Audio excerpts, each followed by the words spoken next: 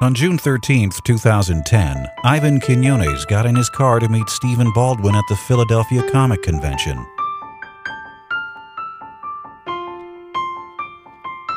Little did he know, Stephen would never make it.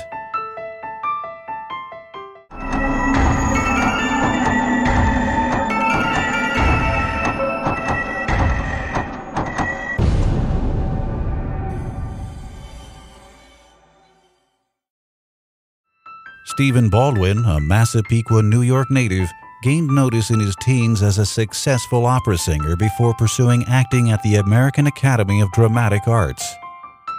Before long, he was busy with roles in both film and television, appearing in over 60 films.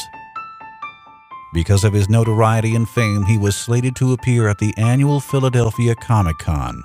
Ivan Quinones, a producer for Stephen's radio show, was on his way to Comic-Con to meet Stephen and work with him when he received a disturbing phone call. It sounded a little like Stephen, but more like Meg Ryan with laryngitis. And I couldn't make out everything he was saying, the person was saying. He just kept trying to shout and then said, "Hold on a sec, call you right back." And I never heard from him again. Ivan contacted the Philadelphia police and Sergeant Willie Branson, who was from West Philadelphia, born and raised. On a playground is where he spent most of his days, chilling out, maxing, relaxing, all cool, and shooting some b-ball in his spare time. When I arrived at Stephen's table, I immediately noted that some of the characters at this event were quite unusual and suspicious, especially the Ghostbusters. I knew then that this wasn't your run-of-the-mill case, and we were going to need some serious help.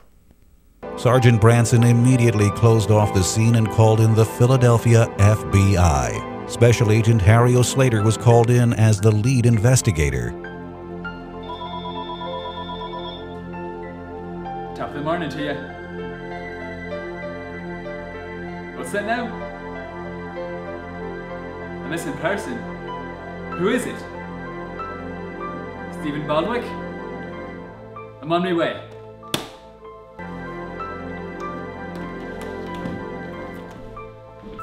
I walked in and immediately detained all the freaks and weirdos, since it was clear they must have taken him back to their Candyland fantasy circus. Half these people didn't even have a grip on reality. I'm very serious about the work that I do, and don't have time for television, movies, or psycho loony bins in full costume.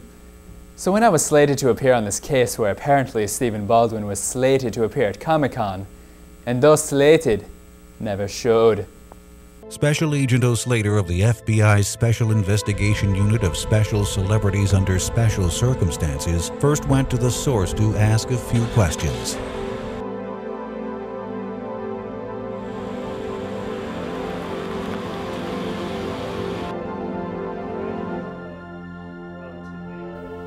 When Agent O'Slater started asking me questions, I was still a bit shaken up. I didn't know what had happened. I couldn't imagine where he could possibly be. And this guy who was supposed to be trying to find him didn't know who he was. The FBI's forensic team dusted for fingerprints and looked for clues as to what he was doing before he disappeared.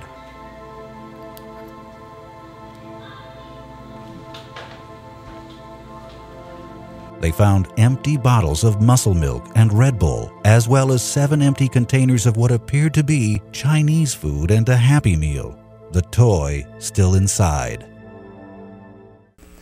I was very suspicious of that. Who doesn't take the toy?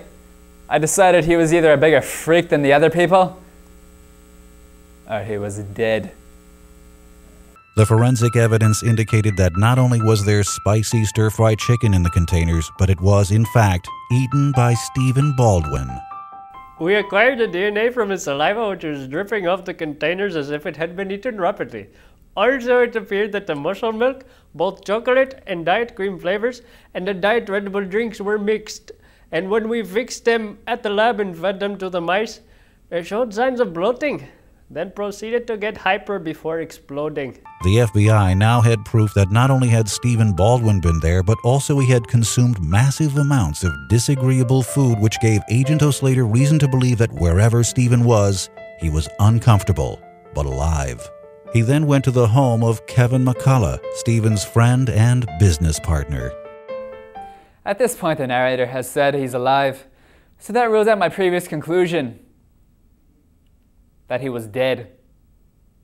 Agent O'Slater began an intense round of questioning in the living room of Kevin's home. This is a missing persons case. Someone that you work with. A cat's not stuck up in a tree or anything. It's a missing persons case. This is serious. You see this badge? You see this? Special agent. 5 stars. You know what that means? That means I'm in my legal rights to kill you if I wanted to. But I'm not going to because you're the only connection to this man, this Stephen Baldwin character.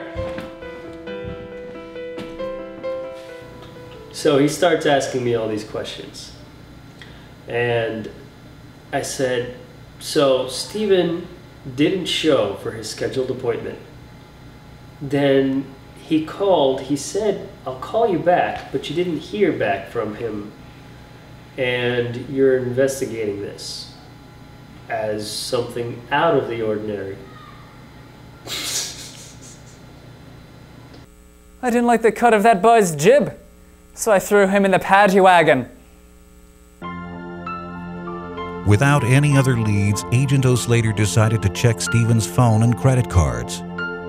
What they found was that at midnight, Stephen purchased 3 bottles of Pepto-Bismol, 2 packs of Skittles, and a Cabbage Patch Kid. His phone record showed outgoing calls to the hospital, his home in New York, and Cartoon Network. With this new evidence, I realized I just saved a bunch of money in my car insurance by switching to Geico. But also, that Stephen Baldwin was clearly deceased, or in extreme discomfort from an extremely upset stomach. I was leaning towards the former, but I decided to enlist the forensic phone caller. I called on Dr. Pepper, who was an expert on all things mobile phone and carbonated beverages. From my 23 years of experience in forensic phone calls, I decided to use the cordless phone technique to dial Stephen Baldwin's phone number. Dr. Pepper called the number and Stephen Baldwin answered. Hello, Stephen Baldwin? Yes, we were looking for you. Hey, we found you. Now come down in the morning. He explained that he'd eaten too much and had an upset stomach and therefore couldn't make it to the convention. Goodbye. Seriously? You guys didn't just call him? You did DNA and saliva tests, arrested 47 people and an Ewok, did chemical tests and military interrogations, and didn't think to call him? Brilliant. Absolutely brilliant.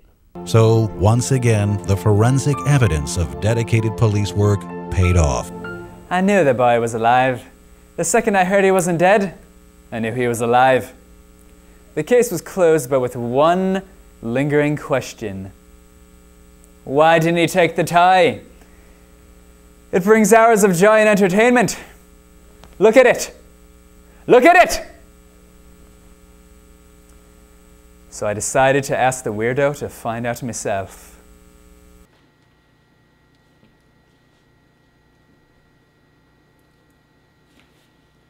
Yo, yo, yo. Is this Stephen Baldwin? Yeah, baby! Stephen, this is Agent O'Slater. I have a question for you. What a freak. Why didn't you take the tie, Stephen? I know you didn't take it. I need to know why. Liar!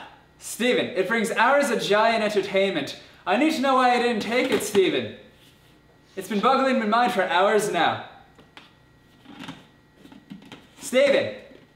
Stephen, are you there, my boyo? Stephen, I need to ask you. Why did you take the tie? You need to tell me. It's been boggling my mind, Stephen. Are you there? Hold on a second. I'll call you right back. Wait, Stephen! Wait, come back, Stephen. I need to ask you about the tie.